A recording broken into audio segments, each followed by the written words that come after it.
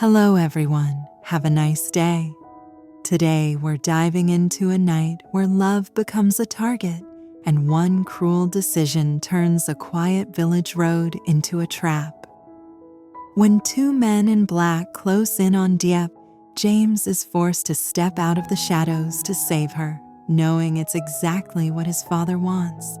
Every footstep, every breath, every split-second choice could expose him or cost her everything.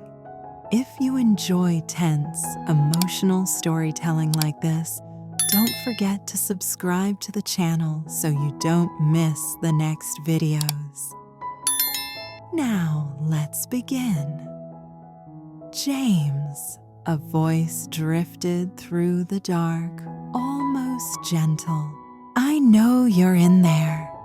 Inside the abandoned storage hut, the air smelled of rust and old rain that never quite dried. A dented tin roof creaked once, as if even the building wanted to warn them. Diep stood frozen behind James, her fingers locked around his sleeve like it was the only solid thing left in the world. James didn't answer. He shifted his body half a step, quiet, instinctive, placing himself between her and the door. His cap shadowed his eyes, but Diep could feel what lived under that stillness. A fury pressed down so hard it almost became calm. Outside, a slow crunch of gravel, then another. Whoever was out there wasn't searching anymore. They were arriving. Diep swallowed, throat tight. James, please. He glanced back at her, one sharp look, soft only at the edges. Breathe, he whispered. Whatever happens, stay behind me. A beat of silence. Then, like the night rewinding itself, Diep's mind snapped back to the moment the trap first closed. Earlier, the evening had been too quiet. No rain, but the air carried that heavy pressure that made even the village road feel like a warning. Diep had been walking home with a small bag of ordinary fruit, a scarf, and a few coins, trying to convince herself that ordinary things could still exist. A motorbike slowed behind her, smooth engine, newer than any neighbor's. Then footsteps on gravel are careful, deliberate. A voice called out, almost friendly. Miss, can I ask you something? Which way is the main road? Diep turned. Two men in black, not flashy, not loud, just balanced, ready. One stood closer with a half smile that didn't reach his eyes. The other lingered near a tree line, scanning the road like he was counting exits. Diep forced her voice steady. The main road is... The closer man moved in fast. His hand snapped around her wrist, grip iron tight, turning her bones into an alarm. Don't, he murmured, smile fading. Don't make noise. Diep yanked back, panic breaking through. Let go! Who are you? The second man stepped to block her path, face blank, like he'd done this 100 times, and none of the screams had ever mattered. Her bag slipped from her fingers. Fruit rolled into the dust like tiny, helpless things. Diep opened her mouth to scream, Diep! A voice cut through dusk, low and urgent. A figure surged from the shadows and broke the hold with one violent, precise movement. Diep stumbled backward into a solid chest, and instantly the world shifted. She was behind him, protected by him, claimed by his presence. James, cap low, jacket dark, face hidden. But Diep knew him the way you know a storm by the pressure it brings, the way the air changes. Run, James said without looking at her. Now. For the first time, the men in black hesitated only a fraction.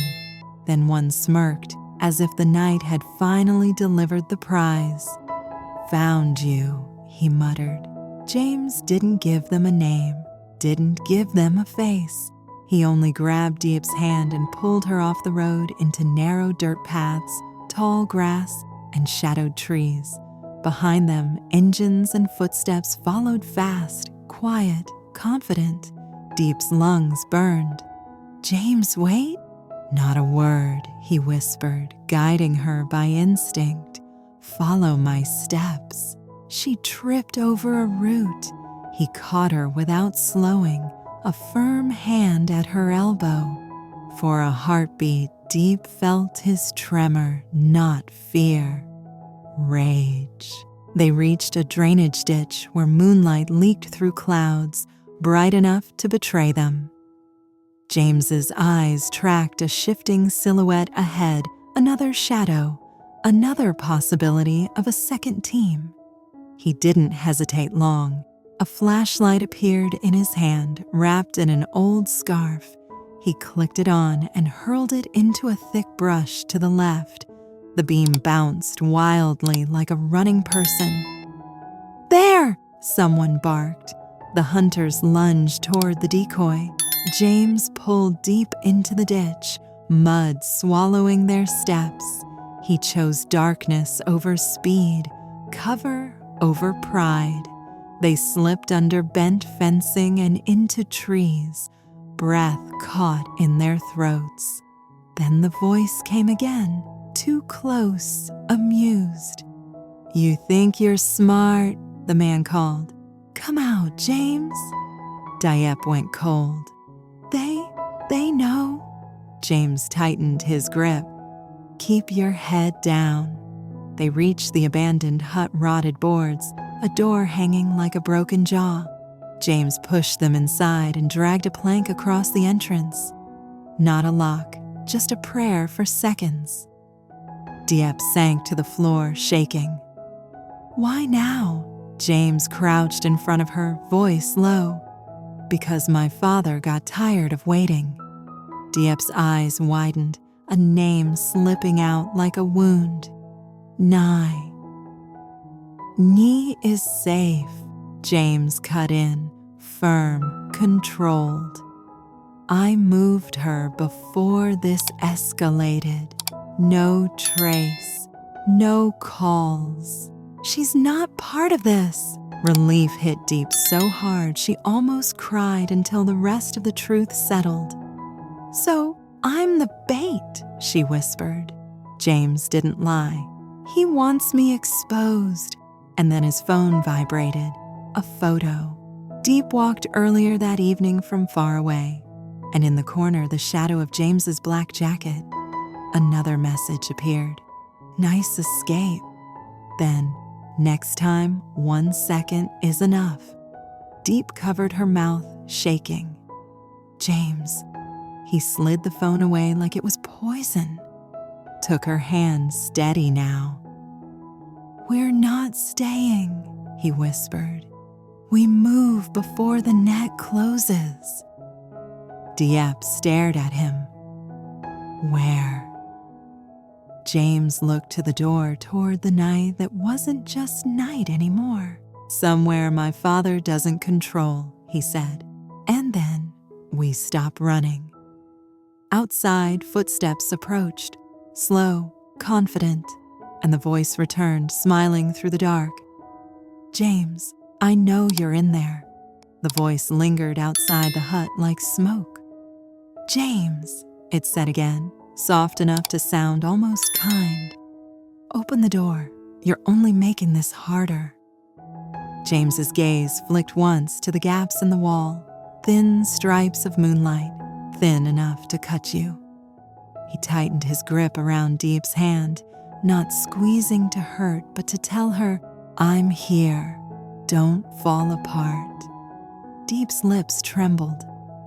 "They're right outside." "I know." James's voice was barely air. "When I move, you move. No questions." A shadow crossed the crack beneath the door. Then another. 2 sets of footsteps, spaced apart, one to pressure, one to flank. Professionals. The plank James had dragged across the door suddenly felt like a joke. A faint scrape sounded along the side of the hut. Someone testing the wall. Diep's breath hitched. James brought a finger to his lips, then reached into his jacket with slow care. Not a weapon, nothing dramatic. Just a small folding knife, the kind you'd use to cut rope. Practical. Quiet. He gestured toward the back corner where the boards were weakest, half-rotted, already split by time. He had chosen this place because it was forgotten. Forgotten places always had exits the world stopped paying attention to. Outside, the first man chuckled. "Don't be stubborn. Your father doesn't like waiting." The words stabbed Diep harder than the threat. Your father. Like James belonged to him no matter how far he ran. James's jaw tightened. His eyes went dark with something that wasn't scary anymore. He slid the knife into the crack between boards and pried gently. Wood complained in a small, tired groan. He stopped instantly, waited, and listened. No reaction. The men were confident. They believed the door was the only story. James leaned closer to Diep, forehead almost touching hers in the dim. "When we slip out, don't run straight," he whispered. "Count to 3, then follow me along the ditch." Diep nodded, tears clinging to her lashes. "James, if you hadn't come—" He cut her off with a look that made her chest ache. "Don't." Because if she said it out loud, if she said "you saved me," then they'd both have to admit what it meant. That love was the lever his father had found, that James's heart was now a target. The voice outside hardened, losing its softness. "Last chance, or we come in." A boot struck the door once, testing weight, testing fear. James moved. He pried the board loose just enough to create a narrow opening at the back. Cold air slid in, the scent of wet grass and mud. Freedom, if you could call it that. He guided Diep through first, hands steady on her shoulders, careful not to snag her clothes on splintered wood. For a second, she looked back at him in the darkness, eyes pleading, voice trapped behind her teeth. James followed, slipping out like a shadow. Then the door exploded inward. A loud crack, boots, a flashlight beam slicing through dust. "Empty!" one man barked. Diep flinched, and James's arm wrapped around her waist, pulling her low into the ditch's edge. Mud soaked his sleeve, but he didn't react. His attention was only on her breathing too fast, too loud. "Count," he mouthed. Diep pressed her fist against her lips. 1, 2, 3. They moved. Slow at first, crawling along the ditch like ghosts. Then faster, using the tall grass as cover. Behind them, shouts rose, not panicked, but irritated. "They're close." James didn't answer the night. He just pulled Diep farther away, deeper into a strip of trees that led toward the old river path. When they finally paused under a cluster of bamboo, both of them shaking with the aftershock, Diep grabbed his jacket and held on like she could anchor herself to him. "Why is he doing this?" she whispered. "Why does he hate you that much?" James stared into the dark as if his father were standing there. "He doesn't hate me," he said quietly. "He owns me in his mind, and when something owned tries to leave, he calls it betrayal." Diep's throat tightened. "And I'm The chain. James turned to her then fully. Even in low light, his eyes were fierce, almost broken. He lifted her hand and pressed his mouth to her knuckles, a quick, trembling touch that felt like a promise and a confession. "You're not the chain," he said. "You're the reason I'm still human." Diep sobbed silently, forehead falling against his chest. For one fragile second, the world narrowed to the warmth between them. Then James's phone vibrated again. Unknown number. A single message flashed on the dim screen. Run all you want. The game just started. James swallowed, thumb hovering over the screen like he could crush the words. Diep looked up. "James, what do we do?" He slid the phone away, lifted her chin gently, and forced his voice steady, strong enough for both of them. "We stop letting him set the board," James said. "No more reacting, no more hiding." A distant engine growled somewhere behind the trees. James pulled Diep close, shielding her with his body as they began moving again deeper into the night, not just escaping it now, but preparing to fight it. And for the first time, Diep felt it too. This wasn't only a chase, it was a war for James's soul. Vào một buổi tối nặng nề không mưa, cha của James ra lệnh cho hai người đàn ông mặc đồ đen bắt Diep đi một cách nhẹ, im lặng để James buộc phải lộ diện. James đang lẩn trốn gần khu rừng nhận được một cuộc gọi khẩn cấp từ Fed cảnh báo rằng vụ bắt cóc sẽ xảy ra tối nay vì Nhi sẽ được đến nơi an toàn. James vội vã chạy đến bảo vệ Diep, không muốn cô trở thành mồi nhử. Trên con đường vàng lúc chạng vạng, những người đàn ông mặc đồ đen túm lấy cổ tay Diep và đe dọa cô phải im lặng. Nhưng James bất ngờ lao ra từ bóng tối và kéo cô ra. Họ chạy trốn qua những con đường đất và một con mương thoát nước khi những kẻ săn đuổi họ với độ chính xác thuần thục. Những tin nhắn hình ảnh chứng minh họ đang bị theo dõi và vòng vây siết chặt khi những người đàn ông tiến đến. James dùng đèn pin giả để đánh lạc hướng chúng và trốn cùng Diep trong một túp lều bỏ hoang.